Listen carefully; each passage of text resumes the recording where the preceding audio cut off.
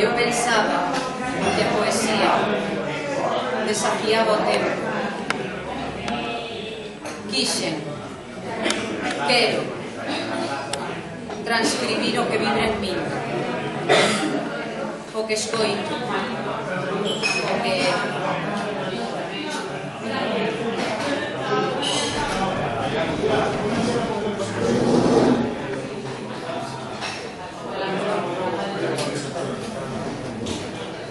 O peso do corpo achégase á terra, coa sustancia sutil da que se enche o desexo. Os meus pasos mentais van callando en espellos. Vexos vir cara a min, en tanto a min se me escapa.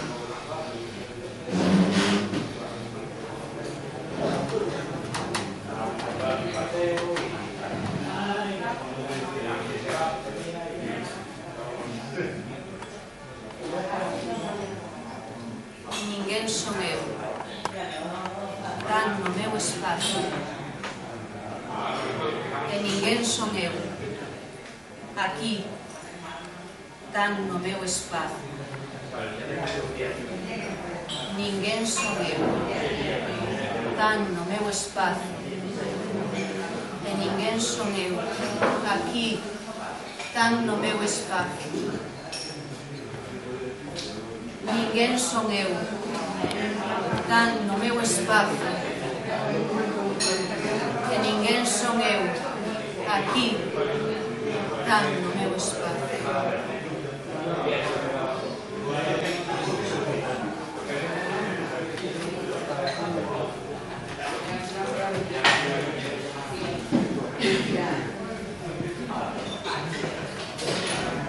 Que pouco é todo o mundo para tanto desexar, para tanto recordar. Moitas veces o día trae a noite, moitas veces a noite ven de día.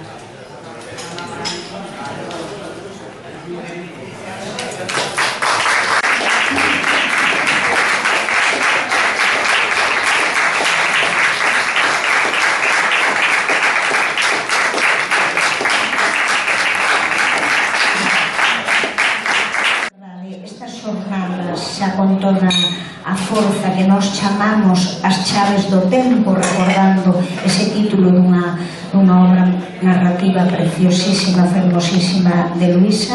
Comenzamos hoxe e se mañá teremos poesía, hai a hora do vermú, por eses lugares onde a xente toma un viño. Aí entre a unha e as dúas un par de compañeiras irán recitando poesía. Hoxe debería sair de aquí unha bicicleta que tiñamos que tamén levaba por todos os espazos da cidade a poesía de Luisa Villalta. Non foi posible, levábamos tanto tempo pedindo que por fin chovera, que nos fixo caso, por fin choveu e a bici non pudo salir, pero mañá sin falta poderá. E logo, pola tarde, veremos aquí obra dramática, teremos a unha escultora e teremos ese momento, quizás o comen tamén disto que é o recital poético, con compañeiros, con amigos poetas que non la lembrarán. E logo faremos un concerto nas Capuchinas o domingo, e logo luz xuntarémonos aquí todas as amigas e os amigos.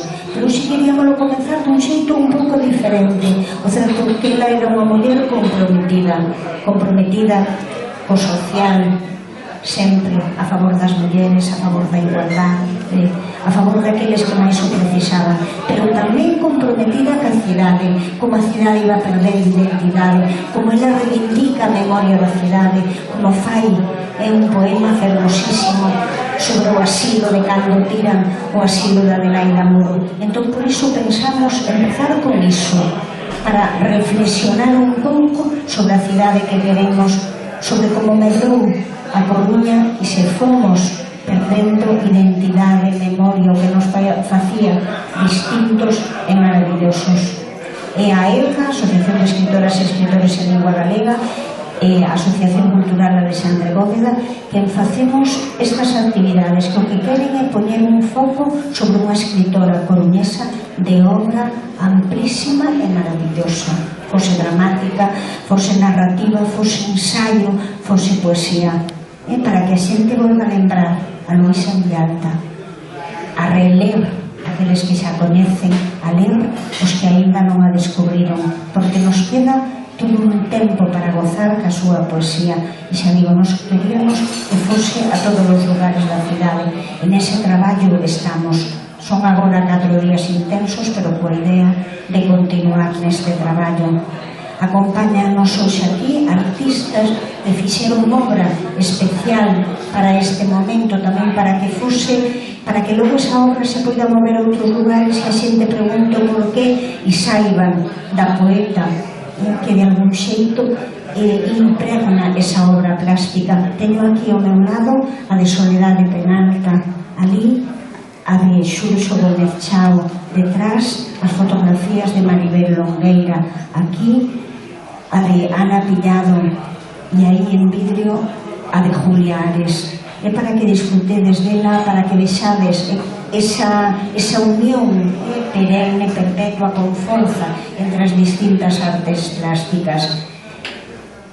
Temos aí programas que saibades, nada, disfrutar un pouco do que hoxe proponemos e coa idea que decimos de comenzar un camiño ao redor do recoñecemento dunha coruñesa que fixo moito por esta cidade. Contamos hoxe aquí e graciñas por achegarvos coa familia de Luisa, con súa nai, con súa irmán e con outros familiares. Gracias a todos e agora Mercedes Queixa, secretaria de AEGA, que nos dirixir unhas palabras.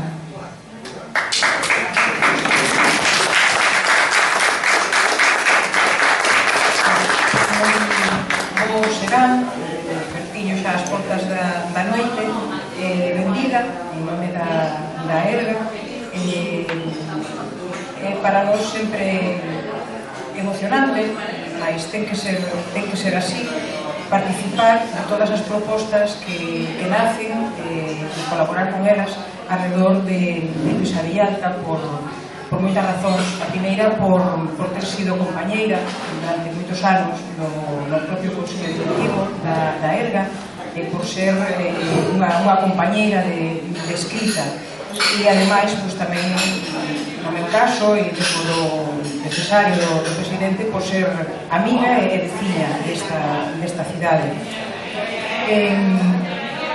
Muchísimas gracias sempre á familia. Quero deixar isto tamén así moi claro e con voz alta e incluso amplificada no micro, porque non sempre é así, por toda a axuda, por toda a colaboración, por toda a implicación, por toda a complicidade que sempre transmite en canto se lles propón calquera tipo de actividade que conleve seguir proxectando, seguir tatuando a obra e o legado literario e tamén, por suposto, humano de Luisa Villalta. Desde logo, todo o reconhecemento no que podamos participar, aí estaremos. O meu nome é o da Cidade Alta, un verso de Luisa Villalta dentro dun conxunto dunha obra onde está máis que explícita e representada esta súa e nosa cidade. Luisa Villalta non era allí en absoluto a cidade en que vivía, percorría a cidade, camiñaba a cidade sempre con unha ollada fixa, atenta, por suposto permeable, pero ao mesmo tempo tamén sempre crítica. Luisa Villalta trascende na súa obra, nos versos e tamén na prosa e nas reflexións ensaísticas, na prosa xornalística, na voz dramatúrxica, no conxunto da súa obra, tatuou na súa pel tamén, na da palabra, na do verso, esta cidade, a cidade da Coruña, unha cidade na que as veces nos encontramos e onde outras veces realmente custa encontrarse durante un tempo ben presente e custa mirarse no espello que se nos foi ofrecendo. En esa obra non está só esa cidade que calquera pode ver porque é a que está na superficie, é a máis visible, sino que Luisa falou desas outras capas da cidade, non sempre na primeira liña, esa outra mirada oculta, silenciada, mesmo marginal. Por iso tiñamos que vir a este lugar que está xa indiscutiblemente ligado ao nome e ao traballo literario de Luisa Villalta. Neste lugar onde mesmo foi convertido no limbo dese sistema que penso que se pode decir así, patriarcal, indigno e destructivo tamén para a muller. Luisa, e a obra de Luisa converxeu no vento da cidade que está aí tan presente perenne na súa obra, na luz con personalidade tamén desta cidade e na dimensión urbana e tamén na dimensión humana e por veces inhumana desta cidade alta. Luisa, eu creo que se pode decir que socializou, popularizou o recuncho da cidade na súa poesía fundamentalmente, converténdoa nun novo territorio da escritora. Se pensamos en diferentes territorios do noso país, seguramente enseguida asociamos ese lugar, ese topónimo, ese espacio literario a un nome en concreto. Eu penso que xa o é, que temos que reivindicar, e dicirlo moitas veces en voz alta, que falar da Coruña é falar de Luisa Villalta.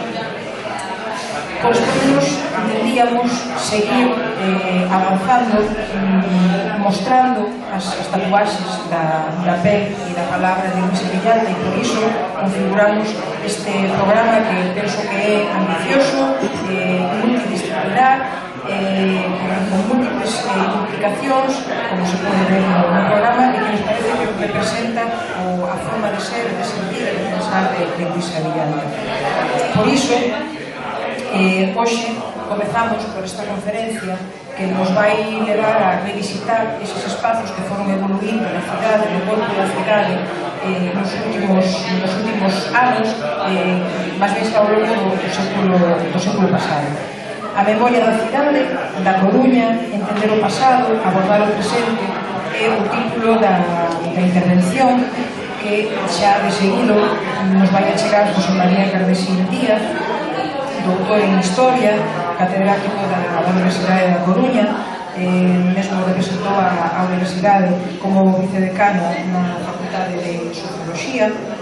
O seu labor investigador é inmenso, profundo, profuso, e para o que nos ocupa aquí, para esta cita, podemos destacar que se centra sobre todo na historia, na investigación da historia dos centros históricos, na memoria esquecida dos lugares, na evolución da urbanidade desde a perspectiva da construcción ou de construcción, etc.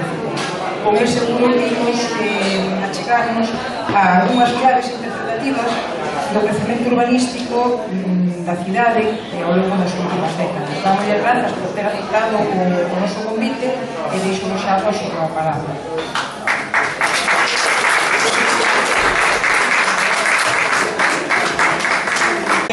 procuramos preguntarnos, o que adoitamos preguntarnos é que nos podería dicir aínda hoxe en día Platón, Hegel, Karl Marx, Luisa Villalta?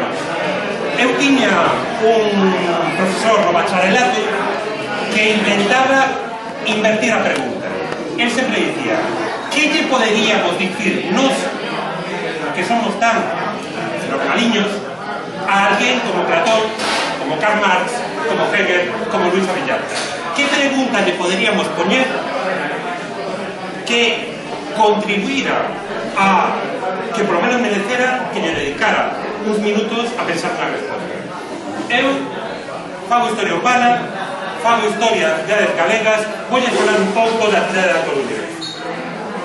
Esta, sería posible apagar ese foco que pega xusto na pantalla? Se pode preguntar. Ben. Un segundinho. Ben, dicía, esta é a cidade na que veu fallecer Luisa Villalta. Está xa completa. A falta dos últimos estoupidos da burbulla inmobiliaria. Aí está a refinería en primeiro plano, aí está os Rosales. Por outro lado, toda a expansión cara á zona de Bastiagueiro, Oleiros. Esta é, por contra, a cidade, a Coruña, na que naceu Luisa Villalta. Ainda estaba prácticamente limitada por a banda da Ronda de Nelle, a Ronda de Outeiro. Aquí podemos ver a estación, sen edificar toda esta zona, e ali, a dereita, poden ver tamén un cachiño de vías de tren que baixan en diagonal. Iso é a bella estación do norte, onde hoxe está a estación de autobuses.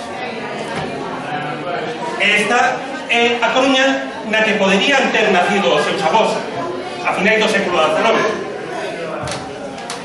Isto é a rúa Linares Rivas, que agora vai por riba do mar, é dicir, nun recheo. Isto é a bella estrada de Castela Juan Flores. Aquí está o Cortefiel e o Cabo Santiago Gómez. Como poden ver, o raro é que non nos sentíramos perdidos despois de tantos cambios. A ver, o que lle pasou a Coruña é o mesmo que lle pasou a todas as cidades galegas, que desde principios do século XX empezaron a tirar para arriba e Vigo e Coruña se separaron das demais. Pero o que lle pasou ás cidades galegas é o mesmo que lle pasou a Europa.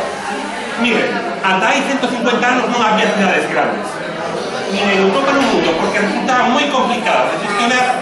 Había que levarles comida a xente, había que sacar os residuos, había que intentar impedir que a xente morrera de epidemias, e de repente, ¡zas! Europa encheuse de cidades grandísimas. España encheuse de cidades medias. E Galicia tamén. Fálase moito de que a nosa identidade está baseada en sinais rurais. Pero fálase menos de que as identidades sempre se constroen na cidade. Por que? A cidade onde se acumula moita xente e moito pensamento crítico. Dende as primeiras cidades hai milleiros de anos, e nas cidades onde se pensa o mundo, onde están as escolas, as universidades, os teatros, os cines, os estudos de televisión, e os lugares onde aparece a radio, e os lugares onde se pensa de maneira innovadora o mundo. E a xente marchaba ás cidades buscando de comer, pero tamén marchaba ás cidades porque ali a vida era paixón. Era a vida de día, era a vida de noite. Eran os lugares que sempre estaban en movimento, onde sempre estaba chegando nova xente, novas ideas, novas mercancías. Eran os lugares onde todo pasaba rapidísimo, onde a propia rúa era un espectáculo. Inventaron eles eso que facemos habitualmente, é sair a ver escaparate. Todo na cidade era, decía, un segundo, todo na cidade, digo, era espectáculo. Mesmo espectáculo no sentido máis literal da palabra. Era onde había actividades especiais cara ao ocio, diurno e nocturno, para pequenos e para adultos. Era onde de repente a xente podía bañarse. Por iso Degas dedica unha famosa serie de cuadros impresionistas a mulleres bañándose, porque quen se ia bañar no inverno, no agro, no mundo rural ou nas bellas cidades en auga fría? De repente era posible ter auga no piso e poder, por menos, na planta baixa, e poder bañarse nunha cota con auga quente. Calquera de vos me dirá, ou calquera dos meus alumnos, xa está o Cardesín inventando. Porque, é verdade, que ten que ver París con Coruña? A maior parte da poboación de Coruña era xente de clase traballadora. A maior parte das vidas da xente da Coruña parecíanse máis a isto. Pero a maior parte das vidas da xente de París tamén. Todos coñecen os famosos cuadros sobre o Moulin de la Galette. O Moulin de la Galette era así, era un lugar cutre, era un lugar que só podía parecer exótico, que só podía parecer glamuroso, achispados pola noite e aproveitando que de repente tiñas un par de horas para escapar ao traballo. Da mesma maneira que un campo de festa pode resultar glamuroso porque estás en boa compañía nunha feira, nunha parroquia, e porque para ti é un lugar importante. As cidades non son interesantes porque haxa edificios estilo Partenón. As cidades son interesantes porque pasan cousas apaixonantes nelas. Por iso, as ciencias sociais, a socioloxía, alucinaban con estas cousas. Enseguida pasaremos a Coruña, pero esta introducción é importante. Alucinaban con estas cousas e intentaron pensar que está pasando aquí. Os grandes sociólogos, os grandes científicos sociais daquela época se preguntaban, e sin embargo, si a cidade é tan maravillosa, por que hai tanta xente que está cabreada? Por que hai tanta xente que está confundida? Por que hai tanta xente que hai infeliz? Durkheim falaba de anomia, Marx falaba de alienación.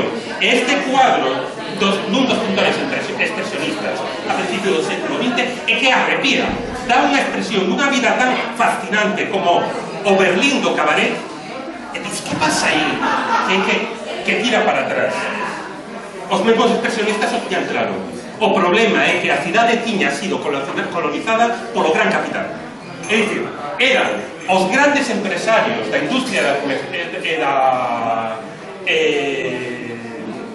da banca e do comercio o que se tiñan apoderados da cidade, os que coa axuda da igrexa, do exército, mantiñan a xente sin control das súas vidas e que a axuda da prensa, dos modernos medios de comunicación de masas que se inventaban daquela, lle comían o tarro a xente, impedían movilizarse, tomar control sobre as propias vidas. Miren, hai outro exemplo que a mí me gusta moito utilizar, é o exemplo do Monopoly. Algún de vos terá pasado unha xornada en familia xogando isto. É o xogo máis aberrante que existe no mundo. É dicir, nos metemos 4 persoas cun objetivo: apoderarnos do maior número de rúas posibles, poñerle un edificio dentro e multiplicar o aluguer por 10, por 20, por 50, expoliar o resto da xente, quedarse con todo. O resultado do Monopoly é que un só queda con cousas do demais. E vostedes dirán, xa, pero o Monopoly non é un experimento socialista. Sí que o é. Agora non o é porque dende os anos 30 unha multinacional comprou a patente. Pero originariamente o Monopoly chamase o xogo do terratenente. É un xogo inventado por socialistas seguidores de Henry George que traballaban na Universidade de Harvard e que utilizaban como xogo de rol para que a xente comprendera que nunha cidade capitalista onde o solo urbano se funcionara sobre a propiedade privada, o resultado era que os prezos eran inasequibles para a maior parte da población, que a xente quedaría sen casa ou que sería incapaz de disfrutar dunha vida digna. En España as cousas eran moito peores, porque o pacto de clase que controlaba as cortes de San Jerónimo aínda era máis duro que en Francia, en Inglaterra ou en Alemania. Non de natureza diferente, pero máis duro. E Ese pacto de clase suponía que, unha, nin o Estado aportaba cartos ás cidades para que se ocuparan dos cidadáns, para que montaran servizos públicos, hospitais, escolas, alcantarillado. Eso era o que pasaba en Francia. Nin o Estado deixaba que os concellos puxeran impostos aos máis ricos da cidade, que era a maneira que esas cousas se financiaban en Inglaterra. Por iso, as tasas de mortalidade, e sobre todo de mortalidade infantil nas cidades, eran superiores a finais do século XIX. En Coruña e en toda España. Superiores ao agro, pero superiores sobre todo á Europa civilizada. Non é que nas cidades europeas non se tivera morrer, senón que as técnicas para que deixaran de morrer os nenos xa estaban listas unha xeneración antes en Francia, en Inglaterra e en Alemania. En España levábamos unha xeneración de retraso. E por iso, nas cidades españolas morría máis xente da que nacía. En todas. En Madrid, o primeiro ano que nacen máis dos que morren, en 1890. En Bilbao, 1900. En Barcelona, Granada. En todas as capitais de provincia, despois da Primeira Guerra Mundial. E iso por que era? Simplemente porque naquela época os nenos morrían por enfermedades infecciosas. E as principais enfermedades infecciosas se propagaban debido a que o alcantarillado impregnaba a rede de auga potable. O único que había que facer era trazar unha rede de auga potable non contaminada por o alcantarillado. Iso xa se sabía como facelo. O tiñan feito en Alemania, en Francia, en Inglaterra. Pero é que aquí había que ser austeros. E non podíamos gastar os cartos nisso. Teñan un exemplo de Ferrol. Esa cidade que os galegos non nos entendemos con elas porque pensamos que cidade tan pouco galega e que tan rara tamén. Narices. Ferrol é unha cidade tan galega como as outras, é unha cidade tan europea e tan normal como as outras. É certo que en Ferrol a distinción entre o barrio da Magdalena e o barrio pobre de Esteiro é casi un argumento de cidade. É certo que na Magdalena o tiñan todo a altura cando puideron nacer os avós de Luisa Villalta. Tiñan pavimento, auga, alcantarillado. Podían permitirse a última tecnoloxía, novedade tecnolóxica do momento, o cuarto de baño americano. Iso que permite ter a auga a reina de augas e o alcantarillado xuntas, pero non recortas. En cambio, o barrio de Esteiro era un barrio onde as epidemias seguían levando a nenos vellos e enfermos unha vez tras outra. É dicir, Ferrol non era raro en que houbera unha cidade de ricos e unha cidade de pobres. O que era raro é que, como a fixeron de novo no século XVIII, allí estaba moito máis claro.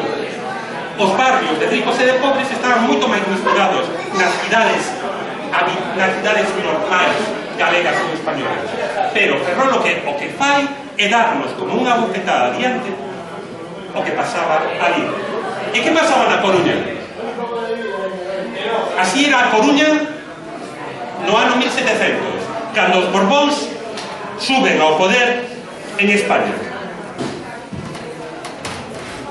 Esta muralla de terra pasa por onde está hoxe en día a Rúa Juana de Vega.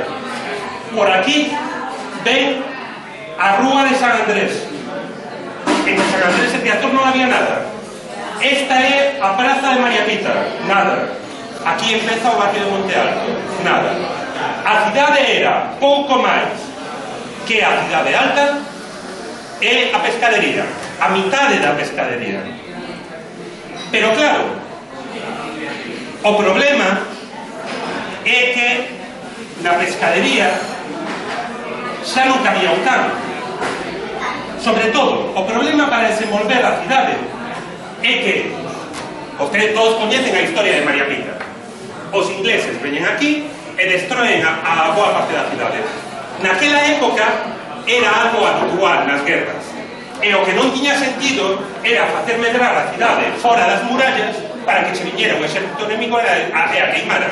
Era preciso protexela. Isto é a muralla abaluartada que vai pechar o que é hoxe en día a rúa Juana de Vega, equivalente aos restos que apareceron aí na Marina ao pé da Cidade Alta, e que determinado goberno municipal, goberno autonómico, perdón, tamén determinado goberno municipal decidiu tapar con hormigón porque quedaba feo quitar prazas de aparcamento. Unha vez rematado isto, era posible intentar facer medrar a cidade e vexa en color verde oscuro todo o que a cidade medra no século XVIII. Todo o que vai ser a zona de Linares Rivas ata a Palloza, aquí está a fábrica de tabacos, e todo o que é ata a rúa de San Andrés cara ao Orzán. A estrategia vai ser doble: levantar edificios epatantes na cidade, levantar unha fábrica nas aforas. Na Palloza levántase a fábrica de tabacos que converte a nosa cidade nun centro fabril e nun centro urbano. 4.000 mulleres traballando xuntas a mediados do século XIX. Na Cidade Alta, na Praza da Azcárraga, levántase o edificio de Capitanía Xeral, porque, como todos ustedes saben ou deberían saber, Coruña era a capital de Galicia desde a época dos reis católicos ata ben entrado o século XIX. Pero o problema é que na Coruña xa casi non cabía nada. Perdón, na Cidade Alta estaba saturada. Era preciso facer medrar a pescadería, pero sobre todo era preciso atraer a xente de Carlos. Aqueles que queren lugares bonitos para pasear, tendas, edificios epatantes. E como o fixeron? O truco foi fascinante. Primeiro, que construíron un lugar para pasear, aproveitando o novo malecón de Porto. En segundo lugar, levantaron edificios epatantes, ese estilo Pontes de Calatrava, para que a xente sentira que aquilo era chic, era glamuroso, e a burguesía baixara da Cidade Alta e fora a vivir a pescadería. Non, perdón.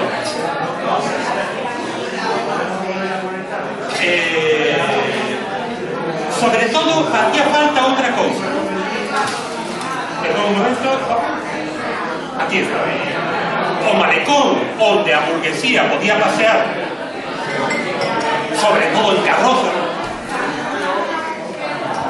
e as casas de paredes, que eran un fragmento do que ia ser un lienzo que fixera unha fachada marítima a toda a pescadería. O que pasa é que se lle acabaron os campos de tantas guerras nas que andaba na monarquía española. O segundo gran problema de Coruña é que Coruña, como vostedes saben, é o que os xeógrafos chaman un tómulo. É dicir, é unha illa de roca unida ao continente por unha franxa de area, que é onde está a pescadería. Agora ben, hoxe en día toda a auga potable nos venden de os depósitos de Monte Alto ou de os depósitos do Ventorreño. Pero daquela auga tiñas que collela cavando un pozo. E que sucede? Que cando levantas unha cidade en riba dunha praia de area, a auga sae salgada. Entón, o primeiro gran problema era dar auga a Coruña. Como fixeron? Fíxense ata que punto todos visitamos o alxibe do Castelo de San Antón sen preguntarnos moitas veces que sentido ten ese alxibe, aparte de que os nenos lle poden mover. O problema da auga era tan grande na Coruña que era preciso facer un alxibe subterráneo para recoller a auga da chuvia. O mesmo que fan hoxe en día en Venecia. Os pozos en Venecia non collen auga potable, porque están nunha lagoa salobre. Os pozos recheáronse con bidóns de auga que se traían de longe. Pero iso costaba moitos cartos. Por iso, o Concello levanta un acueducto que baixa dende Bisma, e que son os restos que todo o mundo visita no Paseo das Pontes, aínda que non moitos entenden para que se hacía aquilo. E iso o que vai dar auga á fonte de Santa Catalina e a outra fonte que hai máis alá en San Andrés, porque evidentemente Unha cousa era ter auga potable na cidade e outra cousa é tirar a terra na casa. O importante é que houbera unha fonte a 50 ou 100 metros da casa para afrontar o problema. Hai outra cousa que quería falarles. Miren, os humanos temos unha costumbre moi extraña. Levantamos cidades e nos quedamos a vivir nelas. Pero levantamos unha cidade por unha razón e despois nos atopamos con que iso ten ventaxas e inconvenientes. Os romanos, que fora levantou unha cidade en Portugal, en Lisboa, porque era un porto moi bo. Non se deron de conta porque non sabían que estaban ao borde dunha falla. E veu a mediados do século XVIII un terremoto e se cagou toda a cidade. Os coruñeses levantamos unha cidade na Coruña porque había un porto moi bo. Pero, curiosamente, iso fixo que tivéramos que atentar unha serie de circunstancias geográficas. O vento do norte pega desde o norte. O sol ven de este a oeste pola parte dos cantóns e da Mariña. O resultado, e iso pasou ao longo da historia da cidade. Iso que significa? Que ata hai pouquísimo tempo, ata que tivemos electricidade e calefacción central, o confort nunha casa dependía de ter moita luz que entrara polas ventas e moito calor do sol. Polo tanto, onde foron vivir os que tiñan pasta? A mesma zona que as autoridades intentaran privilexiar. A zona que vai dende a Dársena da Mariña ata Linares Rivas. E ali onde se levantaron as galerías, que son auténticos radiadores para atraer luz do sol. É ali onde a burguesía levantou os cantóns. Fíxense vostedes nesas fotografías ou postais antigas da cidade a finais do século XIX. Os cantóns eran un xardín para picos, así de claro. Non hai un pequeno de clase traballadora xogando ali, e normalmente na cidade xa se encargaban os guardias municipales de evitar. E ao final dos cantóns onde se levanta o ensanche dende a Juana de Vega, a Praza de Lugo ou a Praza de Vigo. Un ensanche que outra vez foi unha cidade para ricos e clase media, porque ninguén podía, a clase traballadora podía permitirse pagar ese tipo de cousas. Ao final do ensanche, máis alá da Praza de Vigo, empezaba o mundo da xente normal. O barrio de Moneros, enseguida, onde a poboación traballadora tiña levantado as súas casas preto da fábrica de tabacos e de outras fábricas. E o barrio obreiro de Santa Lucía, que curiosamente, cantos de vostedes saben que popularmente o barrio de Santa Lucía chamábase Gurugú, a zona da Falcón? Por que? Porque Gurugú era o monte que domina Melilla. E durante a Guerra de África, o monte do Gurugú era o lugar dende o que os guerrilleiros africanos bombardeaban ou disparaban contra as tropas coloniais españolas. Danse de contas o que supón chamarlle a poboación do principal barrio de clase traballadora co nome dunha posición de batalla dun exército enemigo. A min recórdame ese blog terrorífico do que tivemos noticia pola prensa estes días, que dicía que en Lavapiés había que entrar a bayoneta. No barrio do Gurugú non ten sentido transdesarse e mellorar as condicións da vivenda, vou a falar de principio do século XIX, nin tampouco debe de ter sentido intentar mellorar as condicións de vida da poboación. Hai que entrar a bayoneta directamente. Ben, chegamos achegándonos ao fin. Coruña era así no ano 1800 e así medrou en Malva durante o reinado de Isabel II. E cara onde medrou? Cara a zona de Cordelería Orzán e cara a Monte Alto. E fíxense que cousas se levantaron ali. O cemiterio, o cuartel de artillería de Monte Alto, o cuartel de caballería que estaba xunto ao Hospital da Caridade, o Hospital de Caridade que era un hospital de pobres para morrer, non para sanar, a fábrica de vidro que había onde está hoxe o Colexio La Salle, o matadoiro. Por qué? Porque a clase media vivía nesta banda. As instalacións molestas poñíanse no outro lado, nesa zona de Riazor-Orzán que estaba pegada polo vento, onde a ninguén lle resultaba cómodo vivir. Pensen que ainda hoxe en día os rapaces, cando baixan de Monte Alto cara ao Playa Club a primeira hora da mañán, pasan un frío do demo no inverno, e moitas veces veñen polo patio subterráneo. É aquí onde se vai montar outra serie de instalacións nocivas ou molestas. E aí o segundo lugar onde empeza a apelotonarse a poboación traballadora, dando lugar a un segundo barrio popular na Coruña, o barrio de Monte Alto. Ata que Coruña empeza a crecer, en marrón entre Isabel II e a Guerra Civil, o Ensanche, Santa Lucía, Monelos, ali arriba a cidade de Xardín, medrando cara a Monte Alto. A praia do Orzán non era un lugar elegante, tendo en conta que ali estaba o matadoiro, as fábricas, era un desaguadeiro, un lugar de vertidos, e ainda por riba era un lugar onde vivía xente pobre. Por iso aí se monta, está ainda hoxe en día a Rúa do Sol e o hospital, pequeno hospital antituberculoso, porque naquela época a única esperanza para os tuberculosos era tomar sol directamente.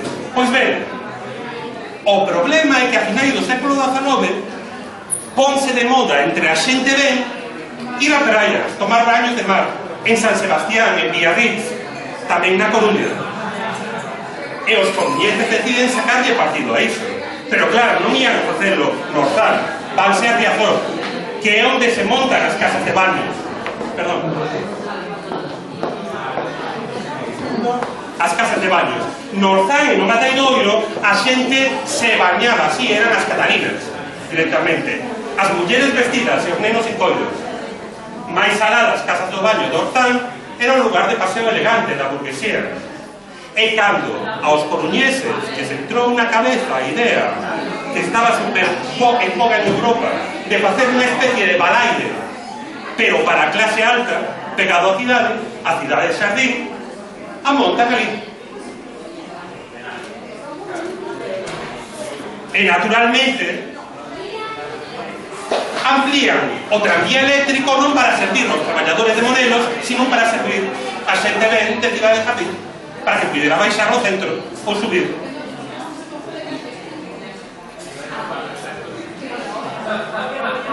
Así medrou a cidade, e o que nos atopamos entón é que Coruña, como Ferrol, como París, como calquera outra cidade de Europa, era unha cidade segregada entre ricos e pobres, xa non lo di o monopolio. Cal é a particularidade da nosa cidade? Que unha segregación nunha banda de terreno de 200 metros de ancho. A banda do Sol é a banda dos ricos e da clase media. Pero cando rematamos o ensanche, llegamos a Santa Lucía, aquí aparecen os pobres. A banda do Orzán é a banda dos pobres, de Monte Alto. Pero cando chegamos a Riazor, sobre todo a cidade de Xardín, o que nos atopamos é a cidade dos ricos. E que pasa nestes lugares mal definidos, de transición, de conexión? Que pasa neste lugar onde entra, choca, por así decirlo, a cidade dos ricos e a cidade dos pobres, a cidade dos pobres e a cidade dos ricos? Disto falou Luis Abellarda. Na transición de Monte Alto xurde a principal zona de constitución da cidade. Na transición entre o ensanche burgués e o burugú dos guerrilleiros obreiros, localízase a única igrexa que foi incendiada durante a Revolución de Octubre no ano 1934 en España.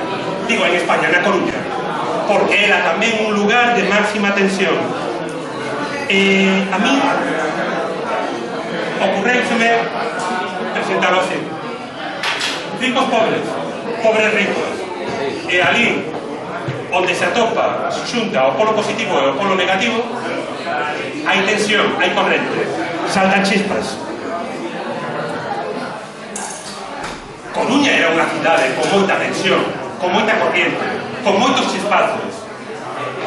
Diante da Praza de María Pita, os obreiros manifestándose nos anos da República pedindo traballo. Pero tamén o exército se manifestaba de unha maneira dicindo parade tranquilos. Era un problema que se estaba saldando en toda Europa dunha maneira polémica. En España pasou o que pasou e ganaron os malos directamente. É dicir, foi a banda apoiada por exército a que se impuso, a que representou esa guerra civil como unha loita contra un monstruo. Evidentemente, cando remata a guerra, si venciches a un monstruo, non podes preocuparte polas vivendas, pola mortalidade infantil ou polas condicións de vida do monstruo, que era boa parte da clase traballadora vencida. Por iso, na Coruña, seguiu sen traída de auga potable decente. Por iso, a mediados dos anos 50, as vivendas da rúa de Finisterre non tiñan auga potable. Por iso, houve que esperar a morte do dictador para que a principios dos anos 80, en Bisma ou en Elviña, chegara a auga potable, que xa, é un escándalo absoluto. Bueno, a auga sobraba en Morelos, onde ni siquiera había cartos para encauzar os arroyos. As condicións da vivenda eran penosas, como era o exemplo dos corralóns. Este corralón é moi coñecido, é un dos últimos que se tirou, estaba onde despois se levantou o fogo, directamente, ao pé do ensanche. E a dictadura, durante os seus primeiros 25 anos de vida, apenas levantou vivendas sociais, un cinturón moi estreitiño, eso que chamamos casas baratas en España, dende a Falperra, a barriada Juan Canalejo, as rúas dos ríos preto da ronda da Donda Rentenelle, ata as casas dos pescadores e as casas de Corea, en Lavañón. Danse conta vostedes de que outra vez os dous principais barrios obreiros que estaban medrando na cidade reciben o nome de Katanga e de Corea. Hoxe en día, os de Katanga e os de Corea están moi orgullosos e con razón do seu nome. Pero, cando eu era un rapaz a finais dos anos 60, os coreanos eran a imaxe dos delincuentes que viñan directamente entre os barrios pobres da cidade. No París, de hai 100 anos, lles chamaban apaches. Corea e Katanga eran dous dos lugares onde o mundo capitalista libraba a súa guerra civil contra o mundo comunista. Estos eran os coreanos, vencidos polos marines norteamericanos. Na guerra do Congo, estos eran os guerrilleros catangueños. Volvo a dicir, contra unha pandilla de coreanos ou catangueños, de guerrilleiros de esquerda, non se pode plantexar nin políticas de vivenda social, nin políticas de sanitarias, nin nada, de nada, de nada. Ata que, por fin, chegou o Tratado das Bases Americanas. É dicir,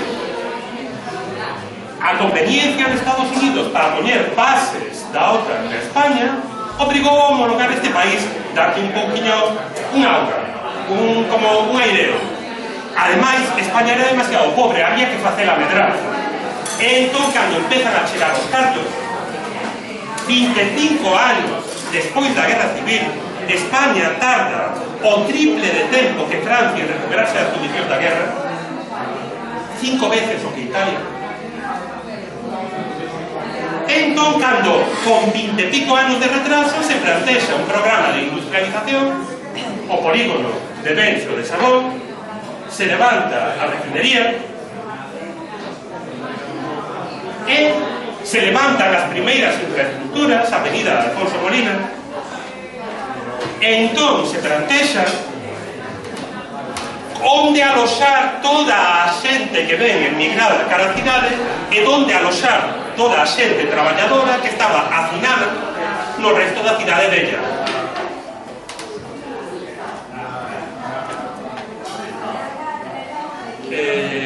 A receita xa coñecen vostedes. Canta máis xente en menos sitio, mellor. Edificios moi concentrados, algo que era unha solución moi respetable. Estaban a facelo en Inglaterra, en Francia ou en Alemania. Pero en Inglaterra, en Francia e en Alemania, cando levantaban estes edificios, levantaban colexios, guarderías, hospitais, liñas de transporte público, centros médicos, de todo. E aquí non levantaron nada. Resulta tan extraño que estos barrios se convertiran a finais dos anos 70 no centro do tráfico do consumo de heroína. En Viña, na Coruña, Coia, en Vigo, Caranza, en Ferrol, As Lagoas, en Ourense. Este tipo de diseño de barrio non é malo si levantas equipamentos. Si solo pones os edificios, é unha cárcel. Allí é onde toda unha xeneración de rapaces morreron primeiro dun chute de heroína e despois directamente cando chegou a epidemia do SIDA a mediados dos anos 70. Ben, as cousas seguiron pasando, as cousas foran mellorando porque non todo ten que ser unha tristeza. Morreu o dictador, fixemos os deberes, este país mellorou bastante neses anos, esta cidade mellorou bastante, pero sobre todo aumentou moitísimo. Isto era a cidade no tempo en que naceu Luisa Villalta, e isto é a cidade no tempo en que faleceu. O cambio de escala foi brutal. Entre esos dos momentos transcorreu a vida da nosa poetisa, o crecemento da cidade, o deterioro urbanístico, os problemas para forxar unha identidade urbana, unha identidade de barrio. Parece ser que foron algunhas das cuestións que lle apaixonaron en vida e que ilustraron a súa obra. A partir de aquí a cidade seguirá a medrar, como sempre o fixo. O que está claro é que as palabras da poetisa continuarán, non penso que para sempre. As liñas remataron aquí. A todos e todas, moitísimas grazas pola súa atención.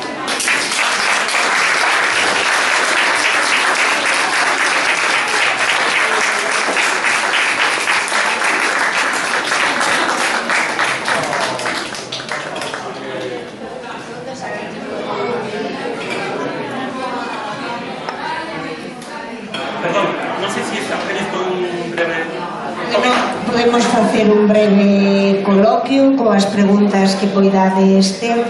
Nos, xa vos decíamos, queríamos empezar con poesía e o fixemos, neste caso, con Eva Vieites, esa performance e a súa voz maravillosa para lembrarnos aquí a poesía. O audiovisual que vistes é unha idea de Clara Soler, igual que ese que se poderá ver polas rúas, que tamén nos acompaña aquí hoxe.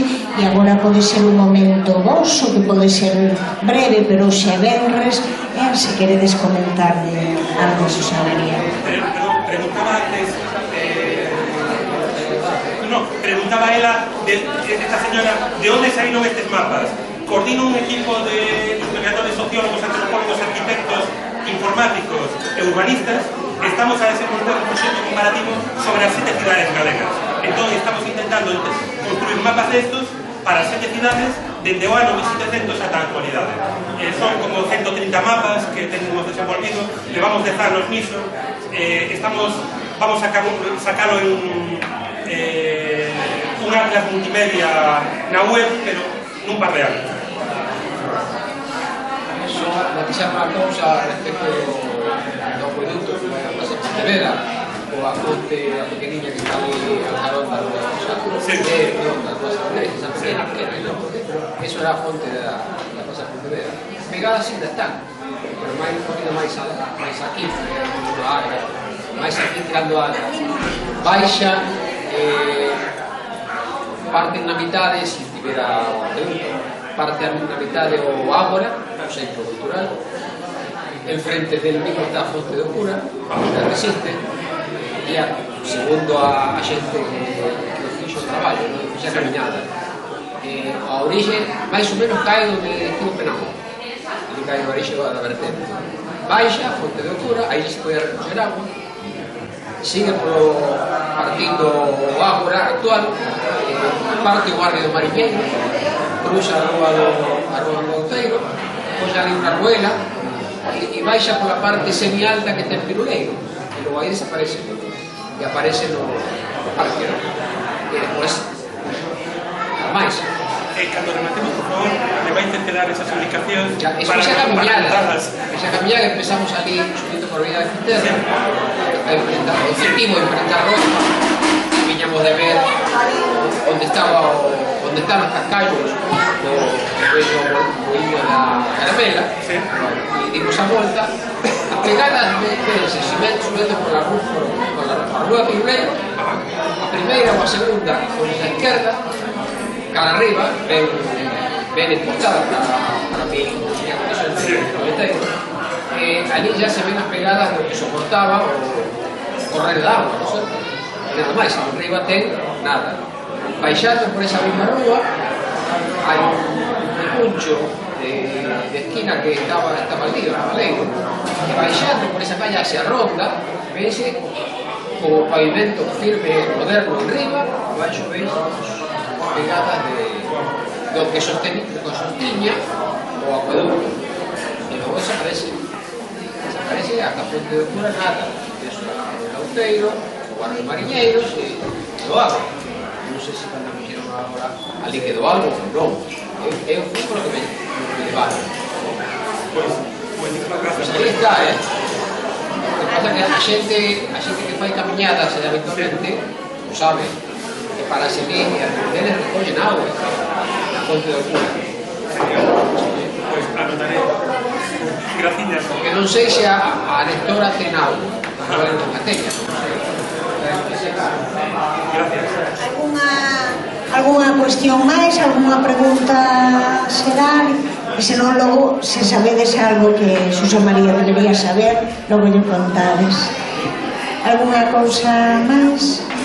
Ben, que saibades, xa digo que mañá seguimos con moita intensidade, entón pola tarde son varias as actividades que temos, estades convidadas e tamén, por favor, convidade a outros para poder... Sí, a 7:30 será o recital poético, pero xa antes comenzamos con lectura de obra dramática e eso, o da unha entre a 1:30 e as 2:30 dúas compañeiras nosas, dúas actrices da cidade, Isa Risco e tamén outra actriz, irán a aqueles lugares onde está a xente a 1:30 dun sábado. Esa é unha pregunta, onde está a xente a 1:30 dun sábado?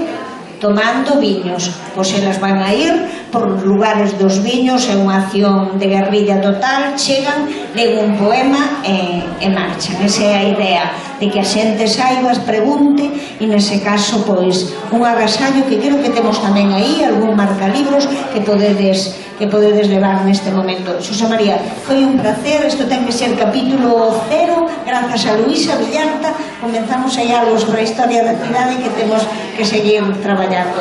Moitísimas grazas.